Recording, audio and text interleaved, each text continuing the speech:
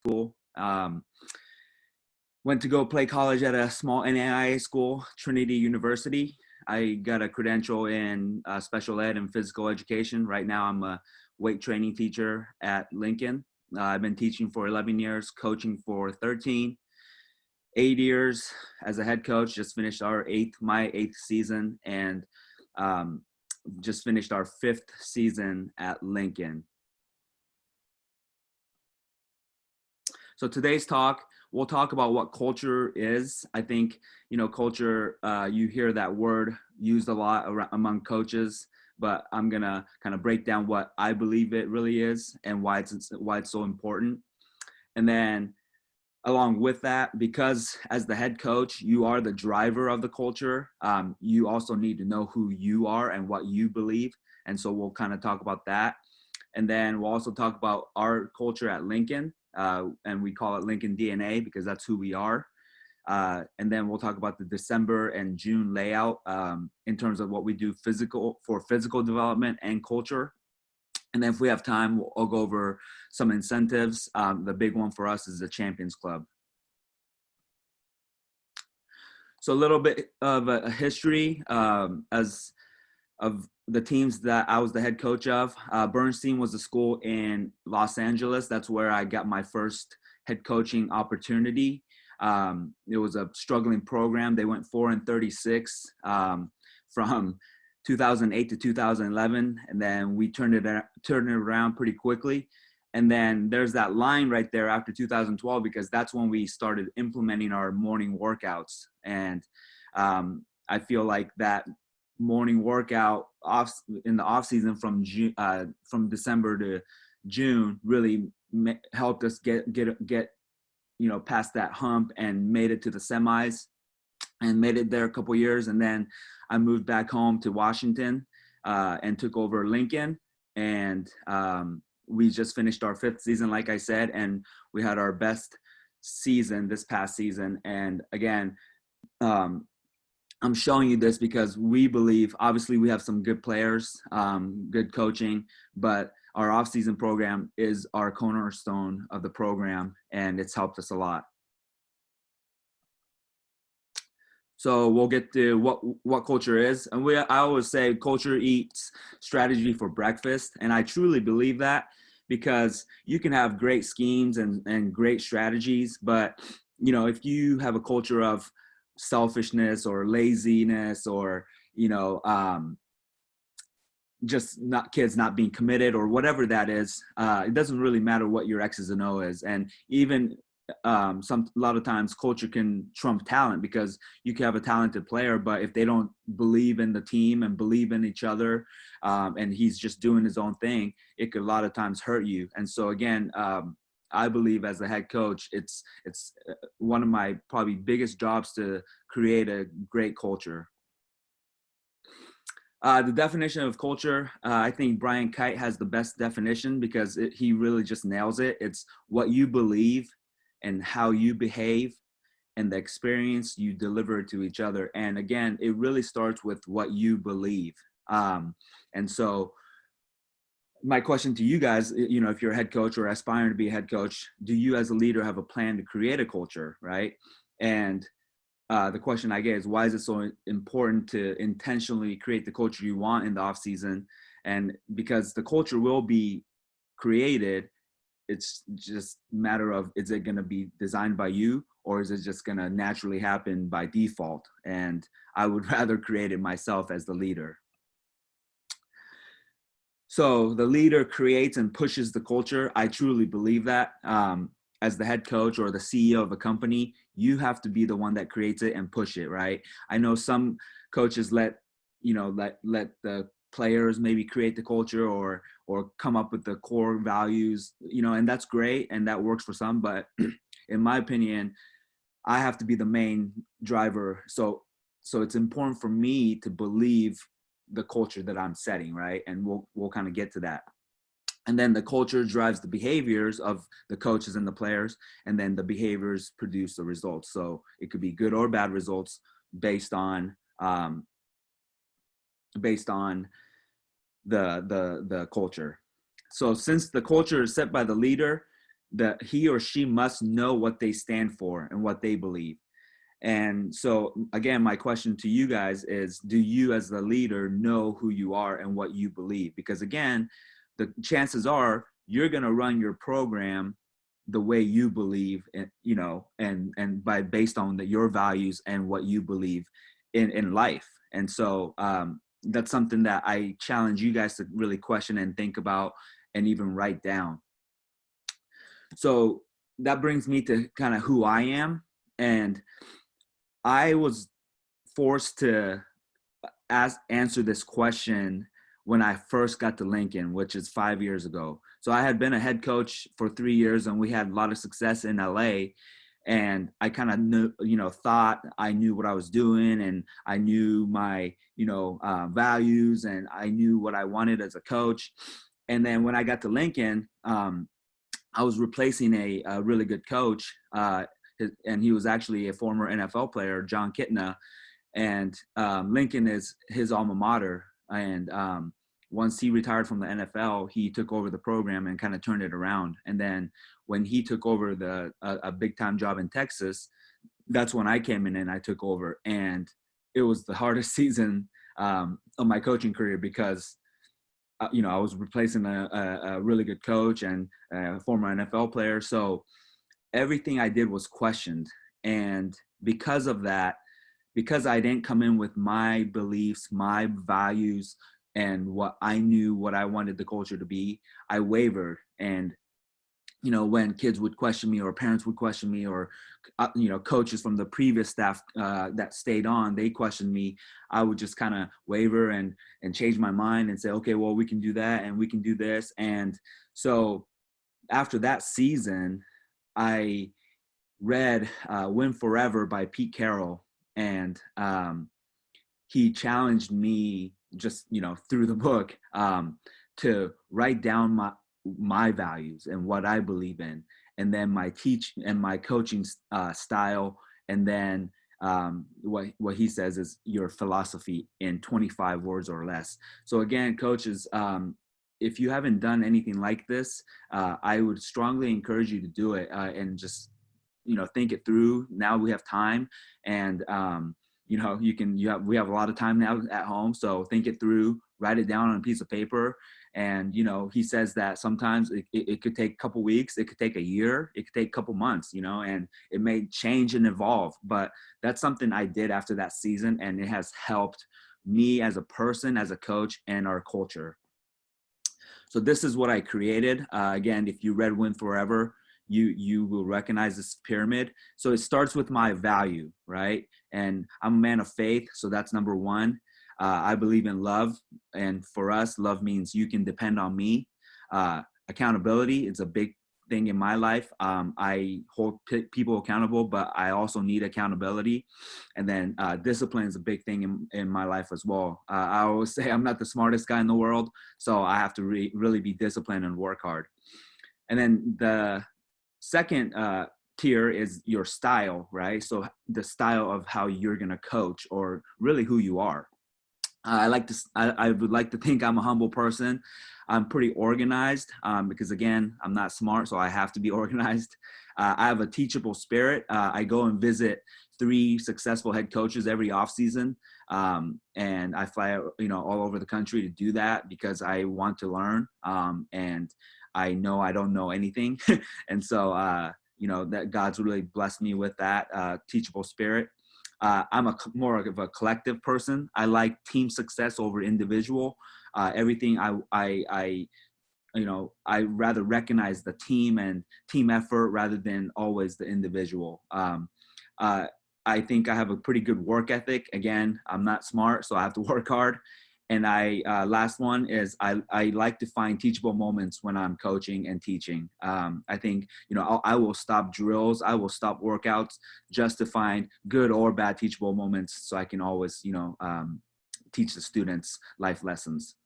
And then that brings me to my philosophy in life, which is, again, Pete Carroll says it should be under 25 words or less, and it's simply to build champions with love and accountability. I think you need both in order to make a difference. If you have too much love, you'll be singing Kumbaya songs, around a campfire, but it won't be a good program. But if you just have accountability, kids will be burned out. They'll be resentful. They'll be vindictive, and so I think you need both, and love and accountability. I think it goes hand in hand, and I think you need to have both in order to run a good program. So that brings us to our culture at Lincoln. Again, we call it Lincoln DNA. And now you'll see, right, the culture at Lincoln that we're trying to instill.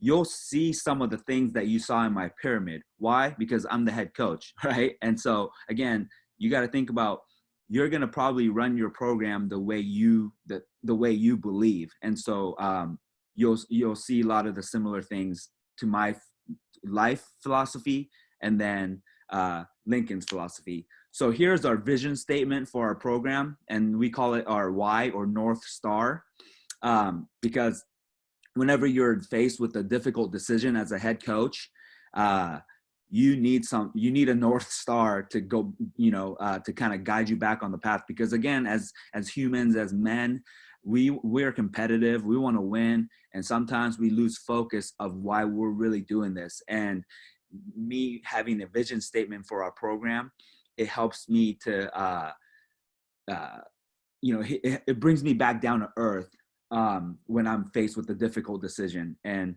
my vision, our Lincoln Football's vision statement is to build champions on and off the field and help them become productive citizens while relentlessly pursuing championships. So obviously we're gonna, do everything we can to pursue a championship, but first and foremost, we want to build champions on and off the field and help our players become productive citizens after leaving our program.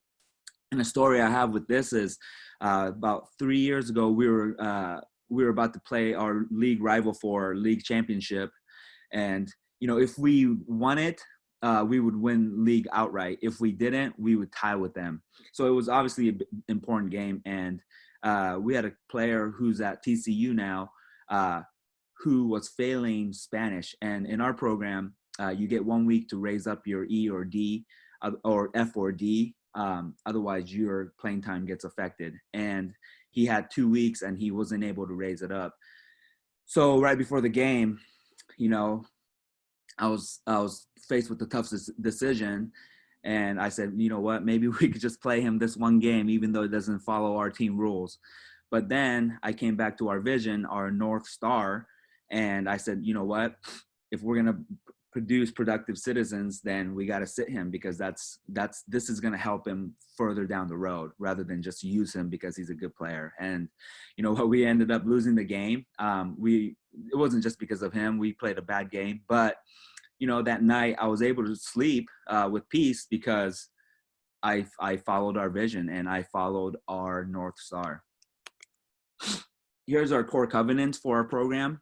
And you'll see 3 of the core covenants are from my values, right? Because again, I truly believe if we have these things as men, as people, we'll be successful on and off the field. And so number 1 is love, which again in our program means you can depend on me. It's not emotion or feeling, it's action. Ownership, which nowadays kids don't have a lot of, and so that's why we felt that we needed to add this. And ownership to us is, it's my life, it's my responsibility. Accountability, hold myself and each other to high standards.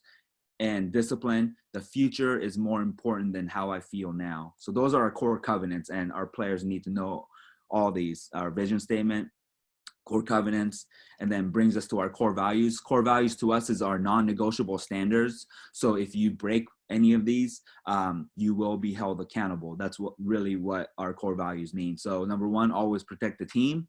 That covers a lot of things, so that's why I like it. Respect everyone, especially women. Be honest, be on time, and obviously no drugs or alcohol.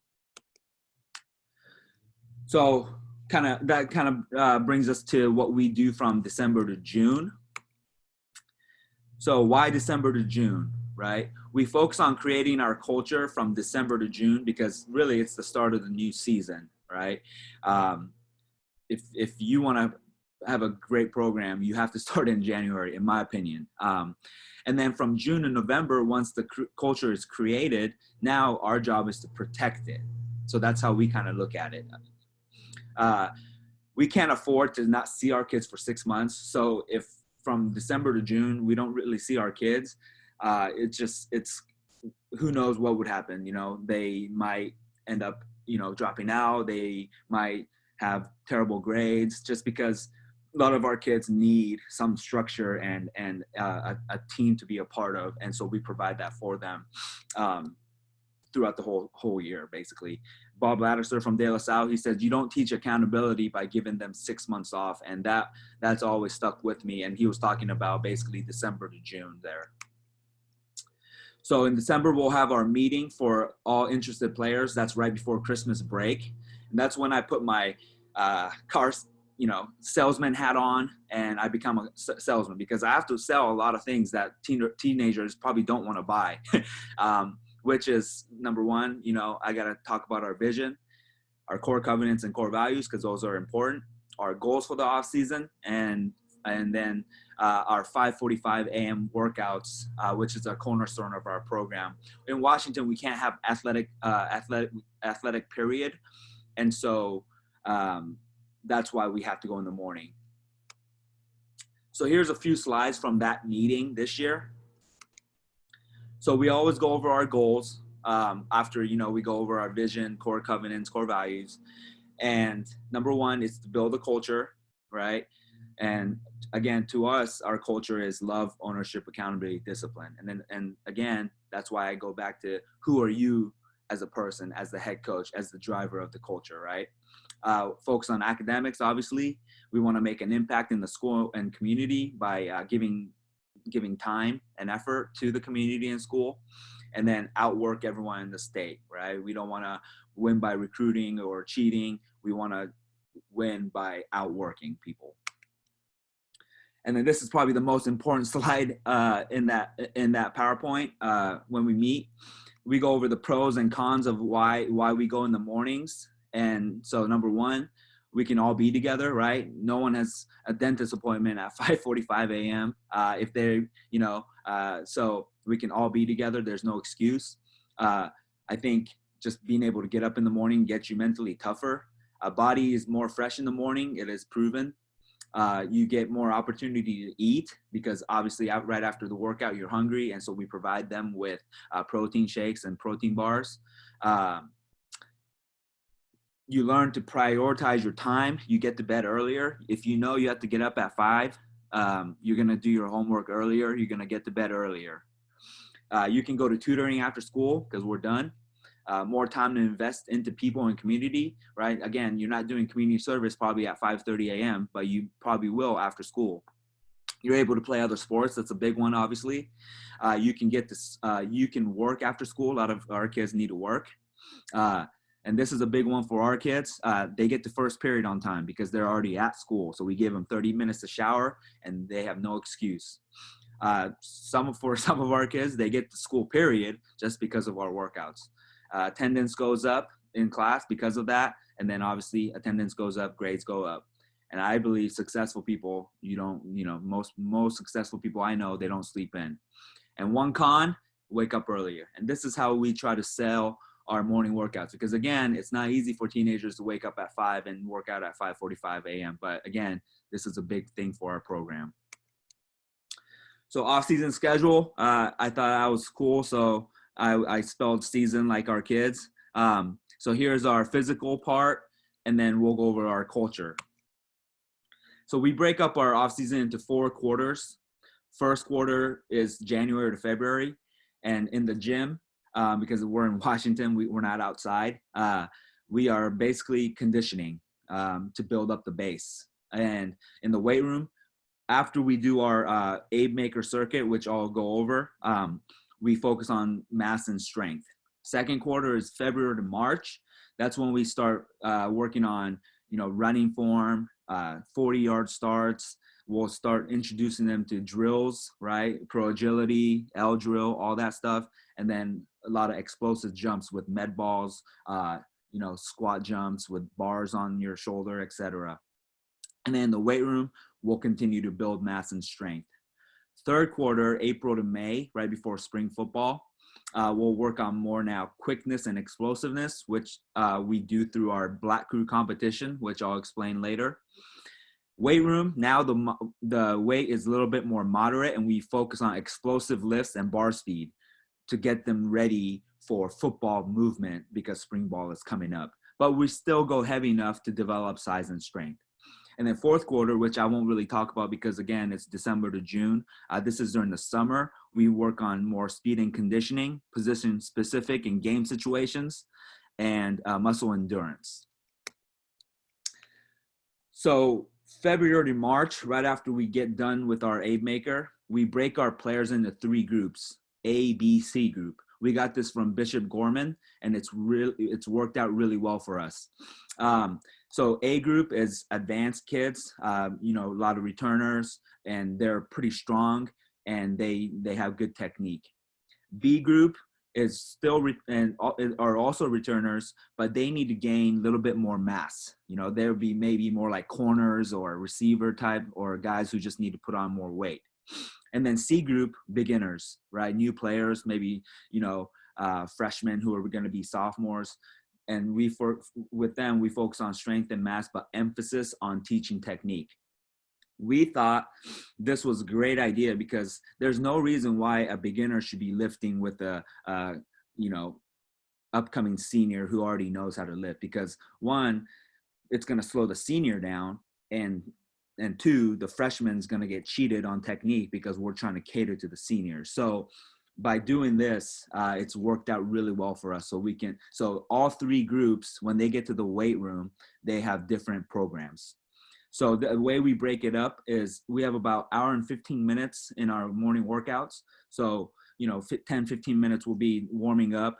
And then, so let's say A group will start in the gym. They'll be in there for 20 minutes.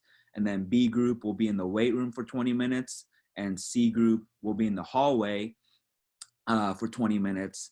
And at every 20 minutes, they just rotate. So each group will hit the gym, weight room, hallway every morning. And in the hallway, they're doing injury prevention stuff, flexibility, core, etc. So this is what it will look like. So the top left here, that's the gym group. They're working on running form, right, with their arms. And again, we work on explosiveness as well. And so they're working with med balls here in the gym. Obviously in the weight room, they're lifting. And then in the hallway here, group C looks like they're doing some shoulder rotation exercises because we want to build up, the shoulder muscle because that's where we get injured a lot in football. Then February to March, we're still in our ABC group, right? Gym focus will be, like I said, conditioning. There will be a lot of gassers, suicides, longer sprints, okay? And in March, right, we told you guys that we start now working on running form, jumping, right, explosiveness, and introduce cone drills because we want to start prepping them for the tests we do at the end of March. We call it combine testing, and kids get excited, and we kind of act like it's an NFL combine.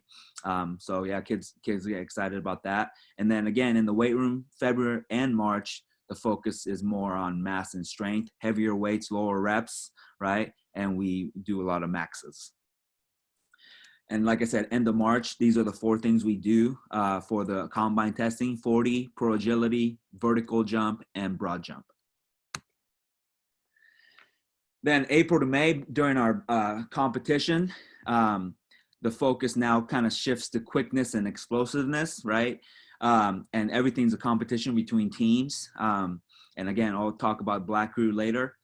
So it's a lot of cone drills, shorter sprints, plyos, reaction drills, right? Where like if you drop a tennis ball, first want to sprint and grab it, stuff like that. Gladiator, whether it's, tug of war, you tuck a towel between your, behind your back in your shorts, and whoever can grab it, stuff like that, just kind of builds more toughness. And then we also do a lot of games like 7-on-7 or ultimate football, stuff like that, basketball.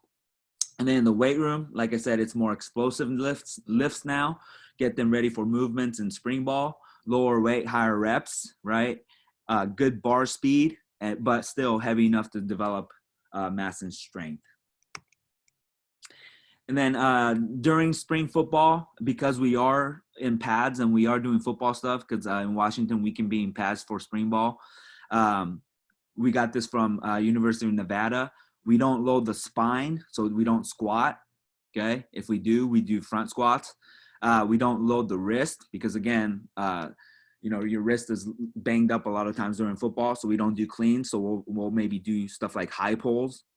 Okay. And then we'll do maxes going into the summer. But again, squat max would have been done prior because we don't do back squat during spring football.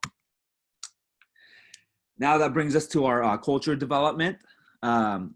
February to March, this is how we start our off season every season. It's and we call it the Abe Maker.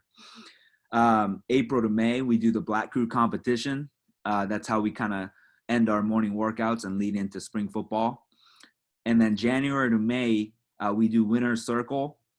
And then we break up our days into Mindset Monday, Thankful Tuesday, Wisdom Wednesday, Competition Friday. And that's all throughout the morning workouts.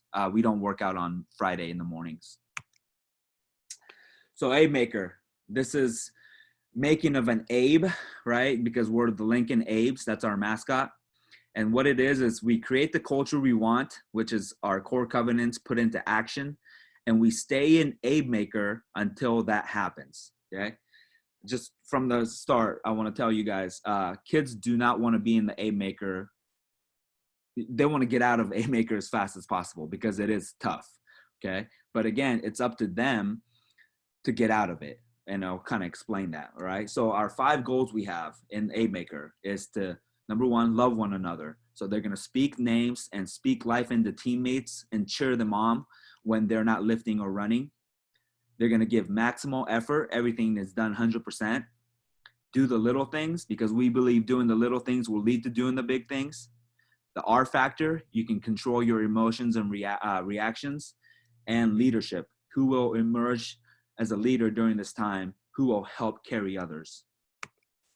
So logistics for the Abe Maker. We break the team up into 2 groups. One group will be in the gym for about 30 minutes, and the other group will be in the weight room for 30 minutes. And then at half, they'll switch, right? And we always make sure leader types or returners are dispersed evenly because we need leaders in both groups. In the gym, we break the kids into 3 groups: bigs, skills, and speed, right? They'll never run at the same time. Each group is running individually as a group, okay? While the other 2 watch and cheer. Each group must complete 6 to 8 perfect gassers in 30 minutes. You think that's easy, but it's not, right? A lot of times they do not meet that number, and that counts as an L for that day. And that means Abe Maker continues longer. When one group is running, the other 2 groups must speak names and cheer on one teammate. We always say pick one guy and speak life into them, right? Because if you speak life into the guy that's running, he's going to run better and the team's going to do better overall then. If it's not loud enough, the whole group has jump squats. All right, so the group that is running the perfect gasser, this is what we mean by perfect gassers. Their toes must be behind the line when they start. They must start on coach's movement, not on sound, right? Because football plays start on movement, never on a whistle, right? So we usually move like a coach will move his arm and then they'll start running. All must touch a specific line on the basketball court. So every rep, we change the line that they have to touch to make it challenging for them, right? Because on the court, there's a bunch of lines, the volleyball court, etc. And so they have to focus and touch the correct line. They all must touch with the correct hand. So before each rep, we always tell them left or right hand. All must touch the line, right? We don't want them to cut it short. They all must run through the finish line and not pull up early. All must give great effort. And if we say, hey, that wasn't perfect, you have to run it again, then they can't complain, blame, or defend at any point. If any of the above is not done just by one player, right, the same group must run again immediately. And so if they have to repeat gassers, that lessens their chance of finishing 6 to 8 perfect gassers in that 30 minutes. So that's why it puts pressure on them. So here's an example here. So it looks like the big's running.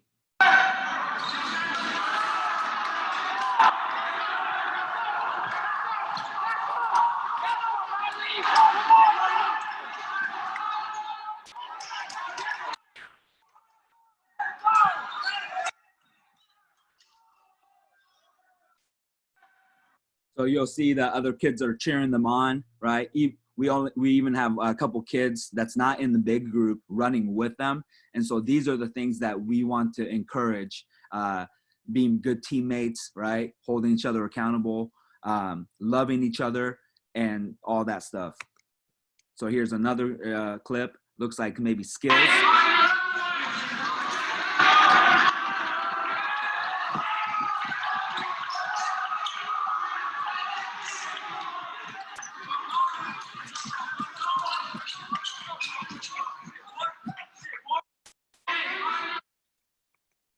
Okay, here's a good angle of how they are touching the black line and with the correct hand. And these guys are standing here. They're not in that group, but they're standing here to make sure they hold them accountable for touching the line.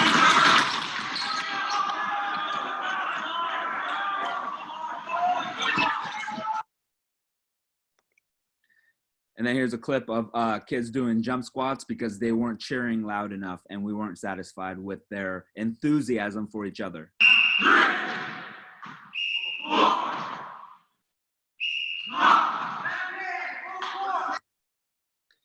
So now, while the one group is in the gym, the other group's in the weight room, right? What we do in the weight room is we break kids up into groups of 3. There's about 10 stations in there, and each station has 3 exercises. So each group, you know, each 3 will have something to do at each station, right?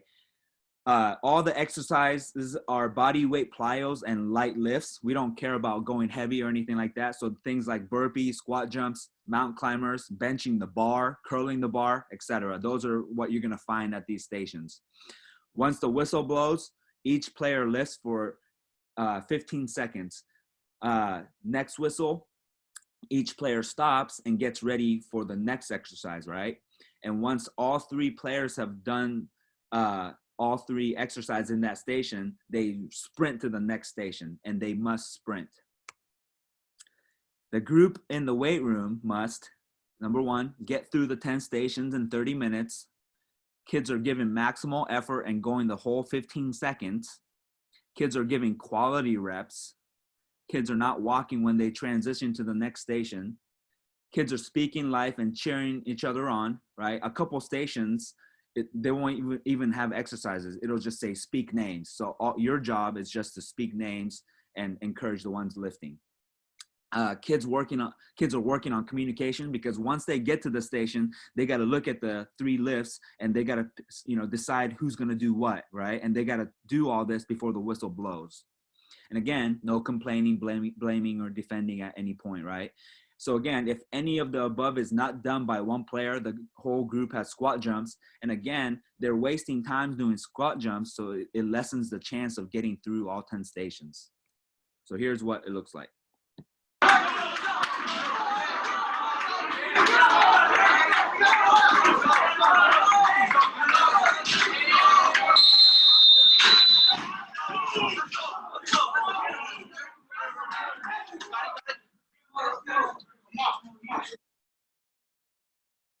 And then here's they got caught walking, and now. 8, 9, 10. Let's go. So they got caught walking in there, so that whole group had to do squat jumps there.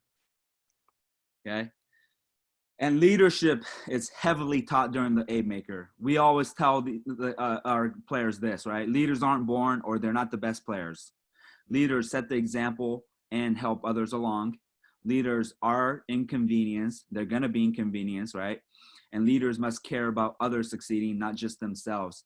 And so, for example, right, a lot of kids think leading is yelling, right? Or, hey, what are you doing? You touched the line. Now we have to run again, right? That's not being a leader, right? So we tell them, hey, it's not enough to just yell at them. If you're going to be a leader, why don't you go run next to them, right, on this rep and make sure they touch the line, right? So these are things we're teaching.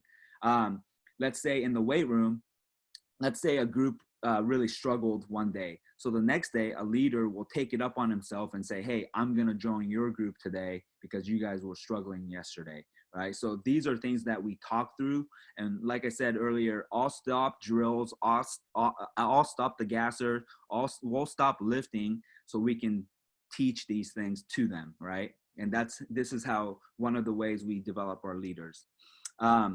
We are out of a maker when the coaches feel that the culture is set.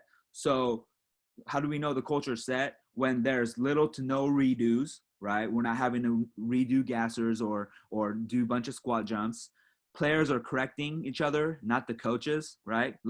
In the beginning, I will be doing a lot of the correcting and saying, hey, we have to do it again. But later on, the players will start saying, hey, that wasn't good enough. We got to do that one again, or we got to run another gasser, right? And then it's got to be consistent. So coaches, some years we'll be an A maker for 2 weeks. Some years we'll be in it for 4 weeks, right? So again, the players determine how long they're going to be in this A maker phase. But let me tell you, when we tell them, hey, you are out of the A maker, they are jumping around. They are happy because now they can get to the maxes and the heavy lifting, etc. And then the other big thing we do is the Black Crew competition, and that's like I said, in April and May. And this is how we end our off-season workouts or morning workouts. And so the goal is to have the kids compete and have them have peer accountability. Okay, and this is how we produce peer accountability. So it's a 6-week competition. 8 teams, 16 captains, so 2 captains per team. Captains will pick their teams, basically recess style, right? All the players will stand against the bleachers, and the captains will pick the teams. Okay, each team will pick a mascot name, and then right after they pick their mascot name, they'll have a meeting and they'll get each other's phone numbers. They'll create like a phone tree and figure out rides, etc. Because everything's gonna count in terms of points, not just competition in the gym, but attendance, all that stuff. So that's why it's important for them to start doing that. So they earn and lose points through morning workout attendance and tardy. So they lose point if they lose points if their teammate's not there or they're late. Gym and weight room competition. So everything in the gym is a competition between 2 teams that day. Individual team GPA. So I'll average out their GPA and give teams points, whoever has the higher GPA. Each team can do school or community service once a week. If they turn in the sheet to me, they get points. Behavior in school, right? If a teacher emails me and says, hey, this kid was a problem in my class, then that team loses points. Meeting deadlines. So, we make them get their physicals and we do some fundraising.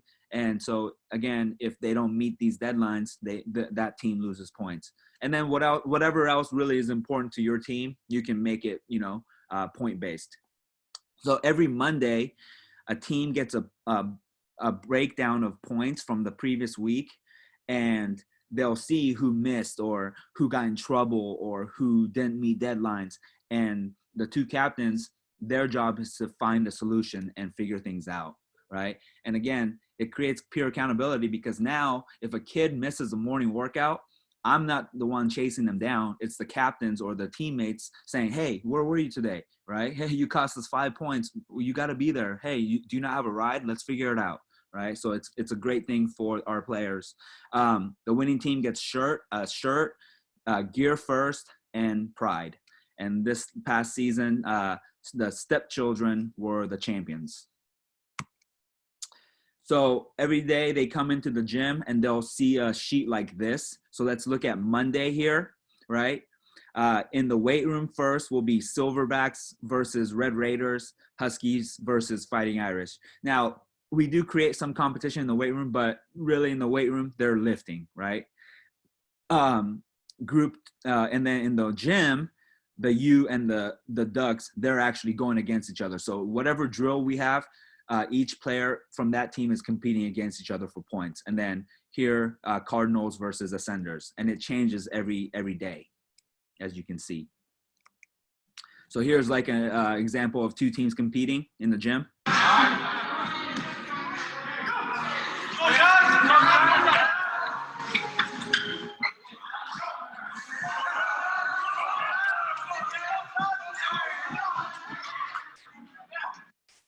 So as you can see, it's not, they're not just doing drills, it's making it competitive and it gets the kids excited. And then here's like a broad jump.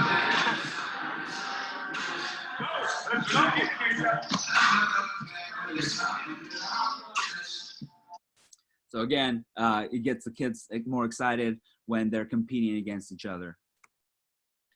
So here's a sheet that they get on Mondays, right? It's a lot of work, but it's worth it. So let's look at the Ducks. Okay, they were in third place, and so it'll show them who missed the week before and how many total misses they have, who was late to the workouts, the competition in the gym. They earned 75 points last week. They lost 30 points because Isaiah was talking back to a teacher. Okay. And their GPA wasn't great. They got 10 points. So each captain gets this. They'll meet with the team and again figure out solutions. And that's why again it's been a great thing for our program. And then that brings us to how we give each day during the morning workouts and purpose, right? So again, Mindset Monday. It's after the weekend. You got to be mentally tough on Mondays because you're tired. Thankful Tuesday. This is something we do at the end of the workout. We gather the team and we ask them to think about something they're grateful for that they didn't earn, right? And so a lot of kids will be like, well, what do you mean, coach? I earned everything I have, And you tell them, well, no, you didn't earn the ride you got here today, right? Your mom probably gave it to you for free. You didn't earn the legs that you run on, right? You didn't earn the meal you ate last night. It was probably cooked by your parents. So you go over a lot of things that they didn't earn, right? Because we as humans, we have a lot of things that we didn't earn. And so they take a minute to think about something they're grateful for. And then at the end, I call on 5 kids and they share what they're grateful for and why. And this really combats entitlement and kids being, spoiled, because once they realize they are given a lot, right, they're more likely to be grateful and more importantly, they're more likely to give to others. Okay, so that's an important activity that we do. Wisdom Wednesday, players will share, coaches will get up and share, and we'll bring in guest speakers and, just share some wisdom. And then Competition Thursday, that's when we do a lot of our competition. So like, again, ultimate football or basketball, stuff like that. So from Thankful Tuesday stems community service, right? Again, once kids start realizing they're blessed and that they've been given a lot, now we say, hey, well, put your money where your mouth is, right? So now, since you realize you are blessed, go bless others. So here's Armani on the left here, volunteering at a fair. Here's some of our kids volunteering at the homeless shelter, and then some players here volunteering at our youth camp. And then here's Wisdom Wednesday. We brought in some, Byron Hatch, the assistant SEC commissioner came and spoke to our kids.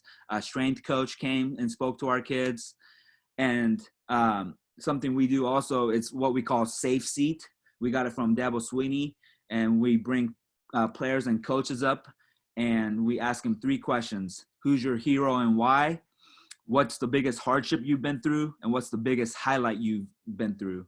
And this is a great way for teammates to get to know each other and be vulnerable and transparent. And we always say, you know, if you don't know their pain, you can't care for them as well as you can. And so this is a great way we do that. And we always say to our kids, you know, 2 things we got to say more as men: I'm sorry and I need your help. And so at the end, kids will ask these guys questions, and the last question that I always ask at the end is how can I help you? How can we help you going forward? And it's a powerful thing that we do, and that stems again from Wisdom Wednesday. And then we do what's called Winner Circle. Again, we do this all the way from January to June. So at the end of each workout, right, each grade will sit in a circle: juniors, sophomores, freshmen, right, because the seniors are gone. And a coach will be in charge of that group. And the 4 things that'll happen in the Winner Circle is coach will take attendance, address any issues or go over logistics. And then this is the powerful part: have kids speak and hold each other accountable. And we call that courageous conversations. So, you know, Mike will tell John in that safe circle, right, hey, today you were dogging it in your gassers, man. We need you to step it up, right? Or, hey, today I didn't like how you talked back to the coach, right? And so they were having these conversations, but they're in that small, safe circle, and they're holding each other accountable.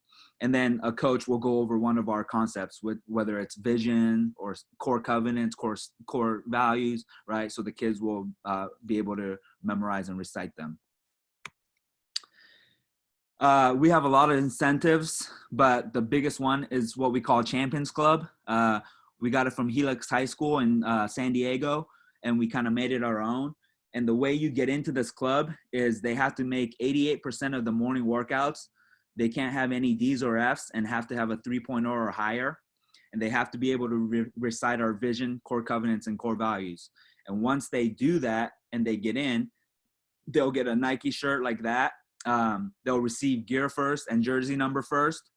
They always get food first, right? So like at our, you know, team meals or whatever, Champions Club always gets to get food first.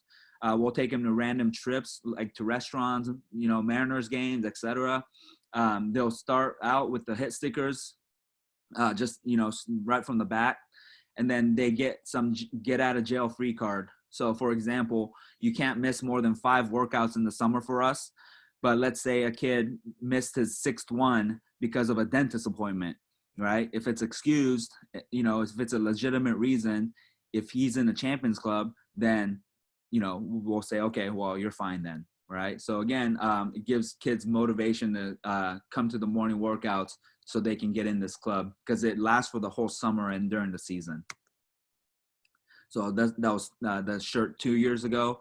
And, you know, we bring in food randomly, Chick-fil-A here and some burritos. Okay. That brings me to the ending. Basically, you know, we do this year round. Number one, obviously, to create culture. Like I said, we want to develop them physically and mentally.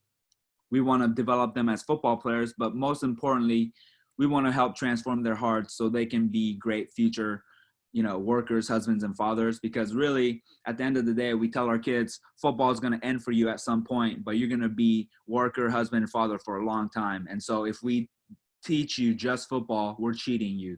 And doing this year round gives us an opportunity to do that, right? And you can see a lot of things that we do to try to help them not just be good football players, but good men. And we say, let the light that shines in you always be brighter than the light that shines on you, right? And because we want them to be great inside out. You could be great physically, but if you're a bad person or if you're, you know, weak mentally, then you're not going to go too far, right? And so again, we want to coach them inside out so they can be inside out as well. And that's my contact information. I take great pride in emailing back and giving whatever you guys need, because I've had a lot of help along the way. So please feel free to email me. You can follow me or our team on Twitter at the bottom here. But like I said, really appreciate your guys' time, and whatever questions or whatever you need from me, I'm more than happy to help. Hey, hey, Coach, that's fantastic, man. I'll tell you, Coach, you could tell you've put in a lot of time, a lot of thought into this, and talked to a lot of people. And I guess I would encourage, everybody here to think about those things. I mean, they're life fundamental things, right? It's not a lot of X's and O's there. And if you're aspiring to be a head coach, or a leader of groups of people, I mean, these are all things that these young guys can take on in their lives, and outside of football when they're done. And like you said, build them inside out. I mean, that's a great few words right there. Yeah, I appreciate it. That's some really good stuff, and all of us need it. All of us need a reminder. I know I made a ton of notes here. I'm sure guys can, relate some of this stuff and take some tidbits, right, and insert it into your program, and make things a little better for your programs and your kids. Coach, I have one question. As you work through you're from your December to your January, and you're really kind of starting to introduce, and I love the car salesman thing, because you're trying to sell something the kids don't necessarily want to buy. Yeah. And I understand that, but is there a point when you bring in the parents, or do you give yourself that opportunity, or the parents opportunity, to kind of get in the same, so they're step for step, at least they know what you're doing with the guys? I mean, is there a time when you take that opportunity to meet with parents or boosters or something like that? Yeah, no, that's a great question, Coach. I don't meet with them for the morning workouts. We do have a parent meeting, parent-player meeting right before spring football, to go over spring schedule, summer schedule, and basically the season. Unfortunately, at our school, we don't get a ton of parent involvement, and though the numbers are increasing every year, we still don't get a ton of turnout to those meetings. So for our morning workouts, it is just the players. But the reason why it's important for me to have that meeting in December is so that, I give them a big packet with the calendar and explanation of everything we do. And I encourage the players to go over that with the parents over Christmas break, so they can plan, so they can plan out their rides and whatever. If they have questions, I put my email on there. But we're at the point now, it's just kind of expected, right, that this is what we do, and we don't really get much pushback. And I think a lot of parents actually appreciate it, because again, it does get them up, and it does get them the first period, and they know that this is a way I'm able to see the kids, so I can hold them accountable for behavior and class stuff. Right. Yeah, no, exactly. I'm sure you don't get pushback, because everybody's I'm sure the parents understand what you're trying to do, and it's all positive, right? So that's a really good thing. Any questions out there, anybody? You can chat down at the bottom. Coach put up his information. Let me see here. Coach Noble. Let me see if I can find you. I'll meet you, buddy. What is Safe Seat? Is that what he asked? I have a question from Coach Noble. Says, do the other sports coaches at your school get on board with this during their seasons? Great question. That is a great question. At first, no. I got pushback when I first got there to Lincoln, but now they understand what I'm trying to do, and I'm pretty honest with them, Coach. I tell them, hey, if we had football workouts after school, a lot of them would not play your sport, and that's just the honest truth, because football is king in America. And so one of the reasons why I do get up at 4:30, which I don't want to do, is so that they can play other sports, right? And I have that honest conversation with other coaches. Now, on game days, if they don't come, or if they come and just stretch out, I'm fine. you know, what our boys basketball team, they're really good, and their coach, they, you know, all he asks is that when they get to playoffs that they can kind of cut back, and I tell them, yeah, it's your season. So, you know, as long I think we've gotten to the point now where I communicate well with the other coaches and they communicate well with me, and we don't really have any more issues. Sounds good. Sounds good. Well, good luck to you, Coach. I appreciate you. I know everybody on this line appreciates your time, and I'm sure guys got a bunch out of it. I know I did, Coach. I like I said, I got a whole couple pages of papers here Awesome. with notes. So all good stuff. Good luck to you in your off season. Stay safe out there, and if there isn't any more questions, we'll head out about our day. Anybody got any other questions? All right. All right. Thanks, Coach. Perfect. Thank you, guys. I appreciate you. Go make it a great day, everybody. Thanks. We'll see you this afternoon.